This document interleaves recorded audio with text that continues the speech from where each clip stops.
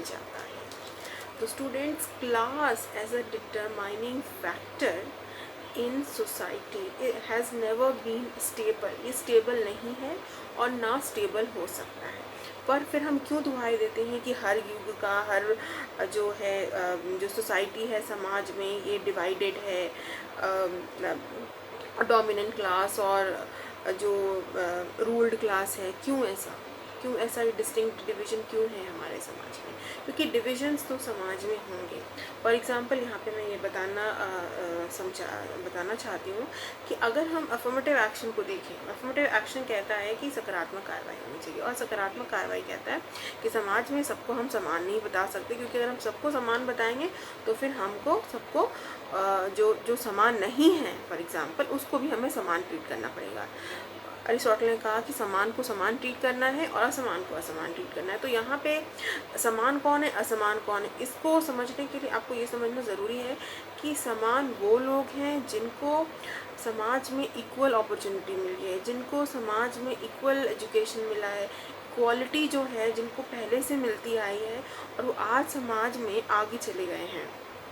और अनइक्वल वो लोग हैं जिनको बहुत समय से, टाइम इमेमोरियल से उनके साथ हिस्टोरिकल इंजस्टिस किया गया, उनके साथ अन्याय हुआ, उनको अवसर नहीं मिला, समान अवसर नहीं मिला, समानता नहीं मिली, जिसके वजह से एजुकेशन में,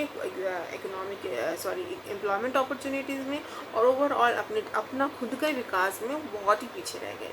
तो ये जो अफर्मेटिव एक्शन के संदर्भ में मैं यहाँ बात कह रही हूँ कि किनको हम इक्वल ट्रीट करें, किनको हम अनइक्वल ट्रीट करें, इसके संदर्भ में अगर हम क्लास को देखते हैं तो यहाँ पे हम लोगों को इक्वल नहीं कर सकते। एक तो सबसे पहला, इक्वालिटी का आधार ये नहीं कहता कि जो लोग जिस चीज़ के लिए इंटाइटल्ड हैं वो उनको ना मिले और वो चैरिटी में वो अपने इंटाइटलमेंट को, अपने ड्यू को दे दें। चैरिटी में हम दें, लेकिन जिसके लिए हम खुद अपनी जो हमारी जो भी उपलब्धियां हैं, हमारी जो भी हमने अचीवमेंट किया है, जिसके लिए हम खुद जिम्मेदार हैं, जिसके लिए हम खुद रिस्पॉन्सिबल हैं, हमने खुद उसके लिए मेहनत की है, तो उसके लिए हम कोई भी चीज़ें अपनी क्यों हम चैरिटी में दें किसी को?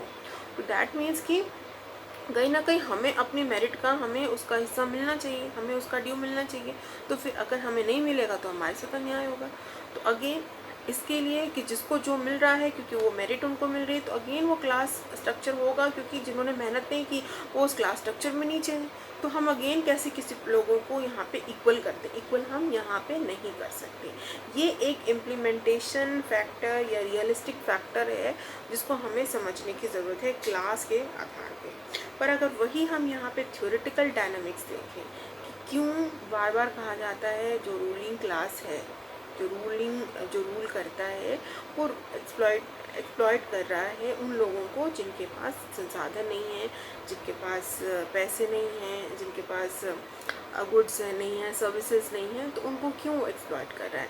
क्योंकि कहीं ना कहीं हमें यहाँ पे एक थ्योरी को समझने की ज़रूरत है कि control of ownership and factors of production, या कंट्रोल जिनके पास ये सारी जो रिसोर्सेज हैं, इंपॉर्टेंट रिसोर्सेज हैं, लैंड, लेबर, कैपिटल, इनका जिनके पास रिसोर्सेज का कंट्रोल होता है वही चीज़ों को रूल करता है। यहाँ पे अगर हम कार्ल मार्क्स की थ्योरी को देखें, हिस्टोरिकल मटेरियलिज्म और इकोनॉमिक जो फैक्टर का डिटर्मिनिंग जो आधार उन्होंने बताया है कि इकोनॉमी जो है बेस है, अगर आपके पास इकोनॉमी है तो आपके पास सुपर स्ट्रक्चर भी है, आप कल्चर पावर भी इंजॉय कर रहे हो, आप सोशल भी, आप और जितने भी पावर हैं, जितने भी समाज में सुविधाएं हैं, आप सब इंजॉय कर रहे हो। तो यहाँ पे वो ये कहते हैं कि जो लोग, अगर हम कैपिटलिस्ट सोसाइटी में देखते हैं तो कैपिटलिस्ट क्लास और प्रोलेटेरियट क्लास, वो कहते हैं इन दोनों के बीच में वर्ग में संघर्ष हो रहा है, क्योंकि कैपिटलिस्ट क्लास जो है, जो पूंजीपति वर्ग है, उसका अपना इंटरेस्ट है और जो वर्कर क्लास है उसका अपना इंटरेस्ट है। दोनों के इंटरेस्ट आपस में कोई तालमेल नहीं है उनका, they are antagonistic to each other, they are never reconciliating. और रिकन्सिलिएटिंग इसलिए भी नहीं हो सकते क्योंकि दोनों एक दूसरे को उस तरह से नहीं देख रहे हैं। जो कैपिटलिस्ट क्लास है वो उनसे फ़ायदा उठाना चाह रहे हैं, चाहे वो सरप्लस लेबर भी कर रहा है वर्किंग क्लास, तब भी वो उसे उसका ड्यू नहीं दे रहा और वो अपना ड्यू नहीं मांग पा रहा, क्योंकि जो जिस तरह से चीज़ें काम करती हैं उस तरह से वो अपने लिए लोगों को अकाउंटेबल नहीं कर सकते, और ना ही वो लोग अब्लाइज हैं जो जिनको उनका ड्यू उनको देना है।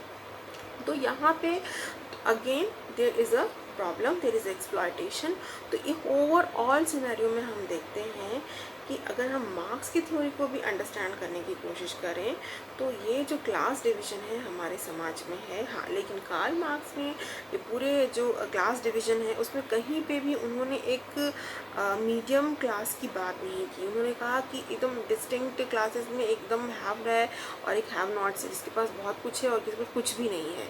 पर ऐसा अगर हम रियल पिक्चर में भी देखें, हम चाहे गांव में भी देखें, गांव के स्ट्रक्चर को भी देखते हैं, अगर हम शहर के स्ट्रक्चर को भी देखते हैं, पहले के समय को देखते हैं, आज के समय किसी भी समय को अगर हम देखते हैं तो उस समय दोनों के साथ साथ एक क्लास और भी जो है इमर्ज कर रहा था। और नो डाउट आफ्टर 90s के बाद ये क्लास जो है वो पिक्चर में दिखने लगा। ऐसा नहीं है कि मिडिल क्लास या मीडियम क्लास पहले नहीं थे, मीडियम क्लास मिडिल क्लास थे, पर वो मीडियम क्लास उस तरह से अपने अधिकारों के लिए और अपनी चीज़ों के लिए वो सर्विसेज सेक्टर में उस तरह से नहीं दिख रहे थे। इसलिए मीडियम क्लास जो न्यू मिडिल क्लास हम कहते हैं उसका इमरजेंस नहीं हुआ था। और आफ्टर 90s के बाद जब BPO सेक्टर, ये सारे सर्विसेज सेक्टर बूम करने लगे तो ये न्यू मिडिल क्लास इमर्ज हुआ।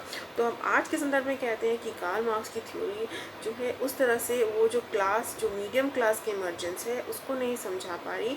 और यहाँ पे एकदम से स्टेटलेस और क्लासलेस सोसाइटी की बात तो हम कर ही नहीं रहे। पूरी क्लास के स्ट्रक्चर को अगर हम समझ रहे हैं, पूरी क्लास के डायनेमिक्स को हम समझ रहे हैं, तो इसलिए ये बहुत ज़रूरी है कि अगर हम ये कहते हैं कि ये जो सोसाइटी है, जो आज का जो हमारा सोसाइटी है, उसको ओवरथ्रो करके और एक स्टेटलेस सोसाइटी को हम अगर इमेजिन कर लें, या अगर स्टेटलेस सोसाइटी आती है तो उसके बाद समाज में इक्वालिटी हो जाएगी। पहली बात तो समाज में इक्वालिटी होनी क्यों चाहिए, मैंने पहले ही डिस्कशन किया, अभी आपके साथ चर्चा की। जब सब व्यक्ति अपने अलग अलग अपने ऑक्यूपेशन कर रहे हैं, उसमें अलग अलग तरीके से मेहनत कर रहे हैं, अलग तरीके से अपने दायित्व निभा रहे हैं, तो सबको जो राइट्स मिलने चाहिए, इंटाइटलमेंट्स मिलने चाहिए, वो उनके मेहनत के अनुसार मिलने चाहिए, उनको मेरिट के अनुसार मिलने चाहिए। तो यहाँ पे अगेन ये क्वेश्चन मार्क है, तो हम इक्वालिटी का पैरामीटर नहीं अपना सकते।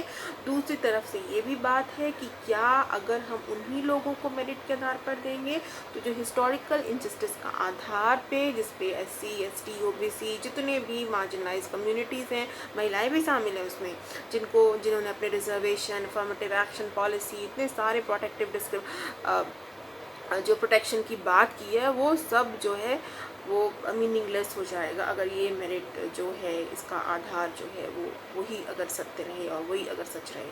तो इन दैट केस जो है दोनों ही चीज़ें इम्पॉर्टेंट है। Merit is also very important. In that case equality can not be marginalise in that sense. और दूसरी तरफ जो है, जो हिस्टोरिकल इनजस्टिस का आधार है वो भी इम्पॉर्टेंट है। तो इसलिए बहुत ही बैलेंसिंग फ्रेमवर्क में काम करने की ज़रूरत है।